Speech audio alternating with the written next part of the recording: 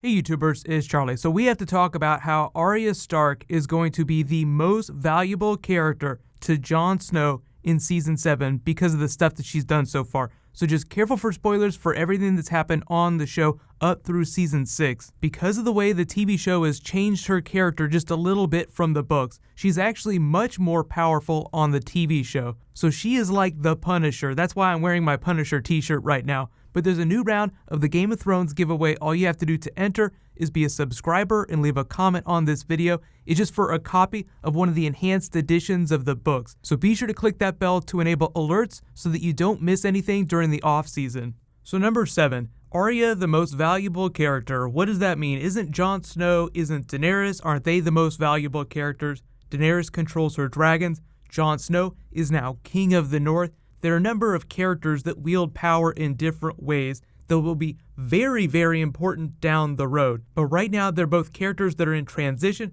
They're largely shackled to their forces. Like Jon Snow can't do whatever he wants to do. He's trying to figure things out. In the way the TV shows presented him is that he is not the best leader of men. That's going to be one of the big challenges he has in Season 7. Is, leading small groups of people in earlier seasons went really well. But how is he going to deal with the collected forces of the North? Arya Stark, on the other hand, currently is the most valuable character because she's not bound to anyone even though she's serving her family, but she can go anywhere, steal any face that she wants. So she has complete free reign of the 7 kingdoms, and there are a couple things that she's trying to do right now.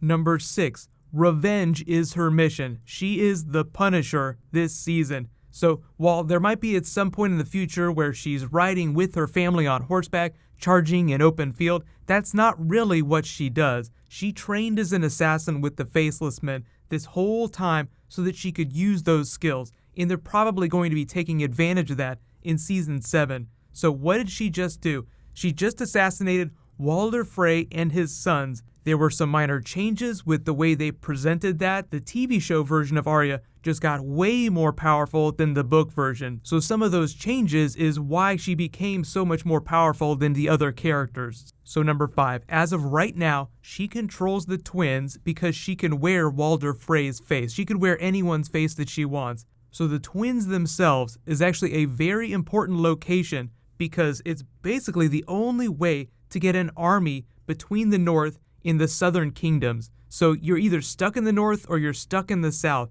So she could be very valuable to Jon Snow in the forces of the North if they try to march on Cersei, but she could also be a huge pain in Cersei's ass, stopping any of her forces from marching north. So I say she's important for Daenerys' character too, but Daenerys hasn't made landfall in Westeros yet. She doesn't know who Arya is. Arya has never met her, so she's not thinking about her. She's just thinking about more revenge, her list, and her family. So number 4, the Punisher controls the twins. Chaos reigns, but because there's so few episodes, this is probably going to be more useful to getting troops south than from keeping troops from getting north.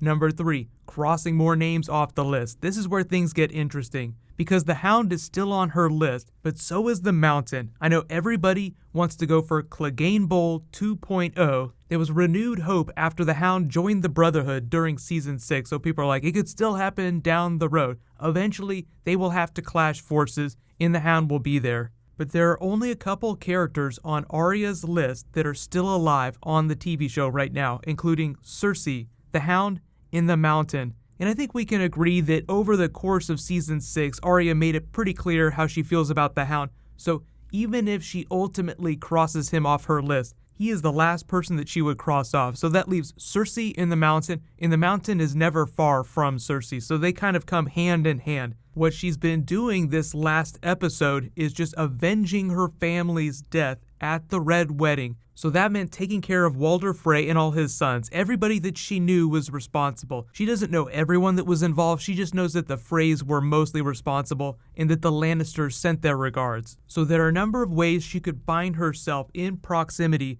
to the Lannisters like Jaime and Cersei. So Jaime and Cersei seem like they're going to be separated for most of the season anyway because Jaime's leading the army, but you get the sense that Arya does not discriminate because she baked all of the Freys into pies, so she is hardcore. So she's going after Lannisters now, But even though Cersei's at the top of the list, it doesn't mean that she's going to spare every other Lannister.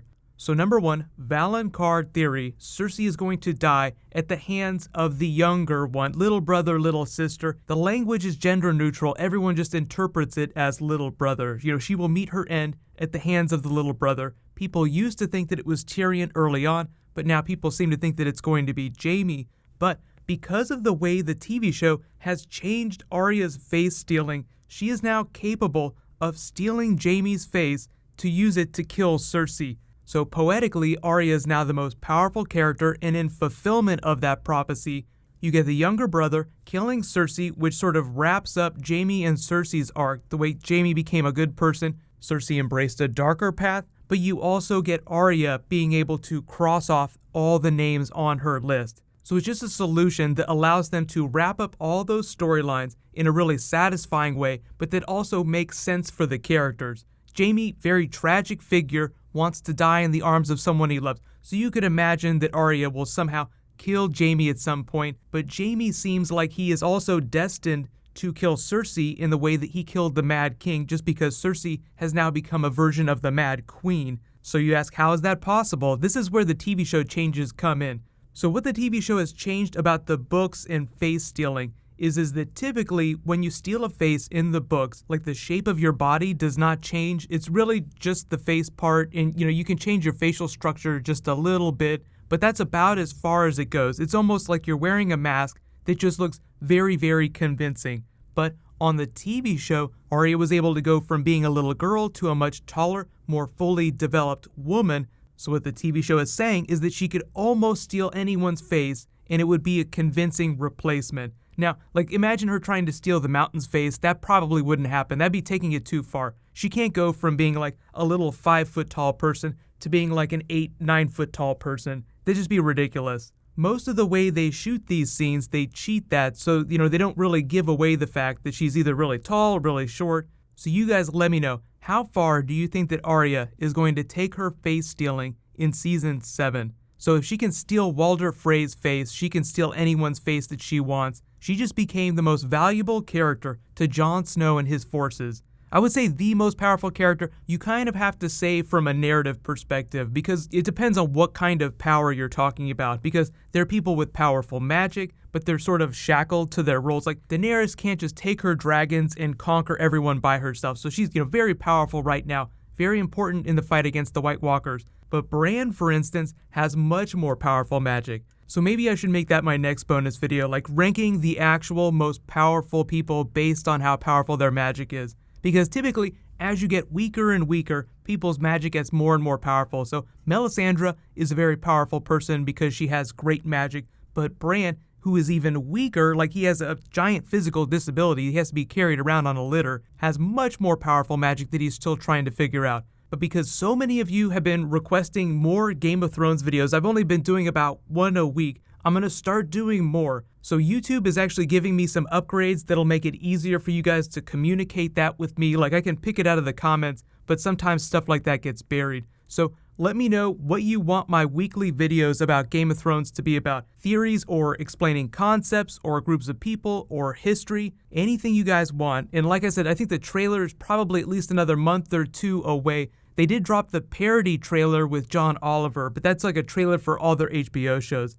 Congratulations to this week's book giveaway winner, Juan Trujillo. Please private message me on the back end of my channel so I can get your contact details. There was a new round that started in this video. I'll just announce the winner the next time I post a Game of Thrones video. While you guys wait for that to post, you can click here for my Cersei theory, and you can click here to rewatch that Logan Red Band trailer. Thank you so much for watching, everybody. Let's high five. I'll see you guys tonight.